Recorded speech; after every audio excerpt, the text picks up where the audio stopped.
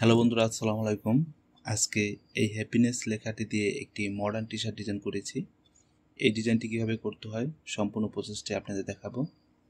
আমি যে হার্ডবোর্ডটি নিয়েছি এটি 16x14। আপনারা আপনাদের মন মতো একটি সাইজ নিতে পারেন। এটি একটি স্মার্ট সাইজ যেটি সকল টি শার্ট ডিজাইনে প্লেস করা যায়। আর আমি কালার মোডটি RGB কালার মোড নিয়েছি। চাইলে আপনারা এখান থেকে ডকুমেন্ট কালার মোড থেকে আপনারা CMYK কালার দিয়ে দিতে পারেন। অবশ্যই যারা প্রিন্টের জন্য আপনার টি শার্ট ডিজাইনটি অর্ডার করবে তাদেরকে CMYK কালারে দিবেন। যেহেতু আমি এটি শাটার স্টক ফ্রি পিকের মতন ওয়েবসাইটে পাবলিশ করব, সেজন্য আমি RGB কালারটি চয়েস করেছি।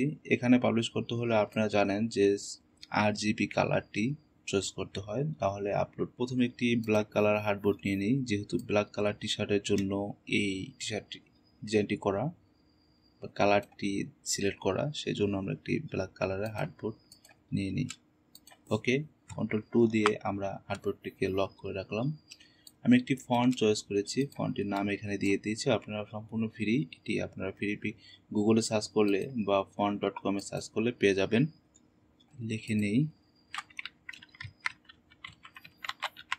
হ্যাপিনেস। ওকে, একটু জুম করে নিলাম, বড় করে নিলাম।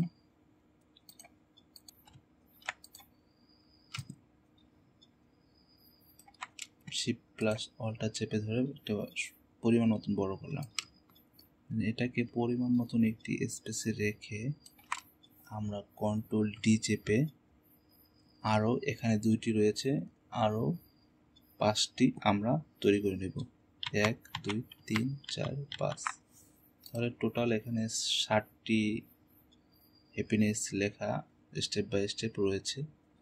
সেটাকে আমরা একটি ডিজাইন করব। যেটি স্টকে পরিণত করব সেটিকে আগে স্টকে পরিণত করি। এটাকে আমরা স্টকে পরিণত করতে পারি। এখানে আমরা 3PT দিলে আনা। এটাকে আমরা কেটা আউটলাইন করে দিই। দেন সেকেন্ডটাও আমরা সেম রাখবো, কেটা আউটলাইন করে দিলাম। নেক্সট যেটা রয়েছে এটাকে আমরা কেটা আউটলাইন করে দিই একটু উপরে। এটাকে আমরা স্টকে নিলাম 3PT। ওকে, কেটা আউটলাইন করে দেব। পরেরটা ফিল থাকবে, পরেরটা আবার স্টক করে দেব।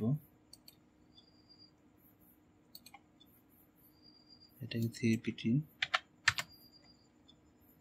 and কেটা আউটলাইন। ওকে, আমাদের লেখাটি সাজানো হয়ে গেছে। এখন আমরা ডিজাইনের ফুটিয়ে তোলার জন্য কিছু কাজ করব।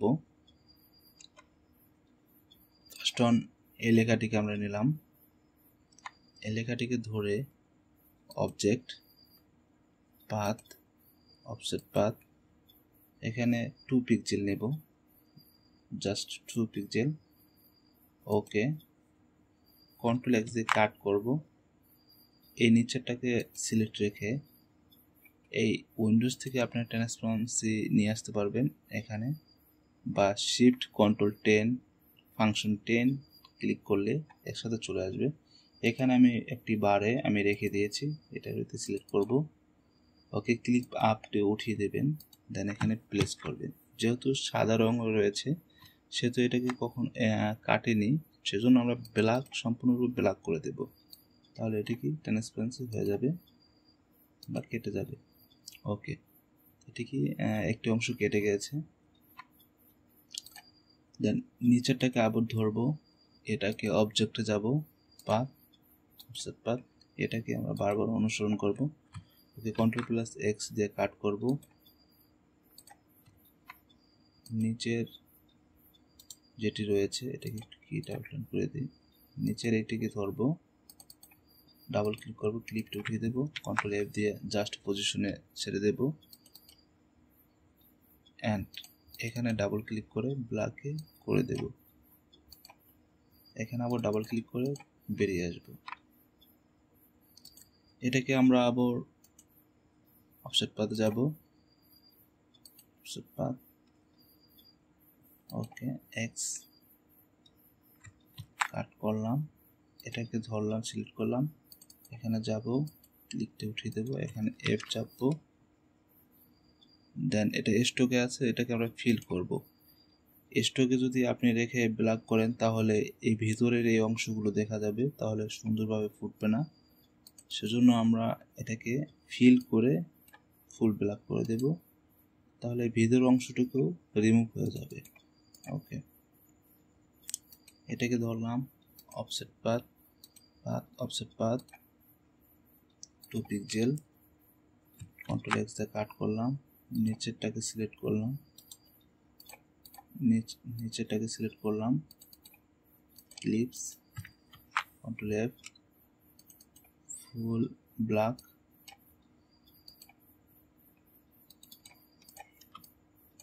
ওকে। দেন এটাকে ধরলাম, path, offset path, okay, control X দিয়ে কাট করলাম,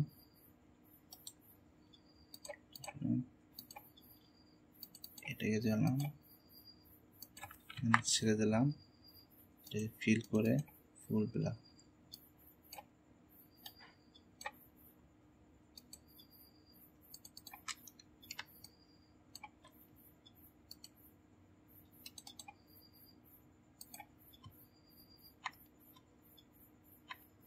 ফুল ব্ল্যাক করে দিলাম, এটাকে ধরলাম, অফসেট পাথ,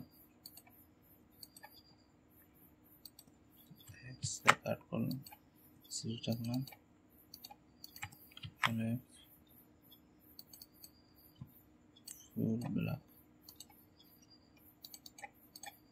ওকে। তাহলে এখন আমাদের যে অংশটি কাটা দরকার সেটি কেটে ফেলেছি। ওকে, আমরা এভাবে রাখি। দেন এটাকে আমরা কালারগুলো সিলেক্ট করে দেব। এখন এই দুইটা, এটাকে ধরলাম,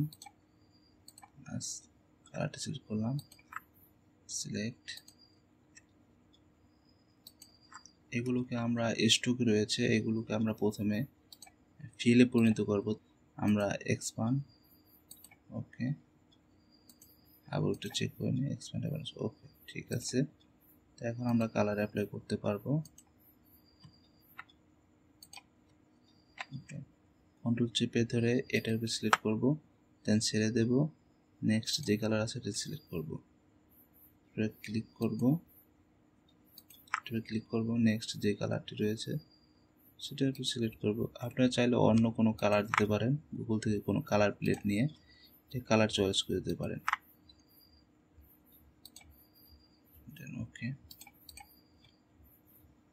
তাহলে এই ছিল ডিজাইনটি সম্পূর্ণরূপে ডিজাইনটি করা হয়ে গেল।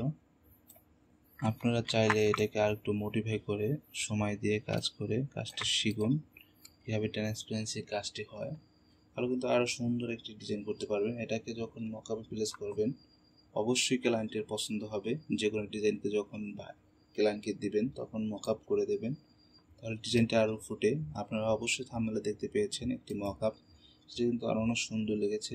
আপনারা যদি এই ধরনের মকআপ পেতে চান তাহলে অবশ্যই আমার ফেসবুকে বা আমাকে হোয়াটসঅ্যাপ কন্ট্যাক্ট নাম্বার আমার সাথে যোগাযোগ করবেন, আমি আপনাদেরকে মকআপ দিয়ে দেব।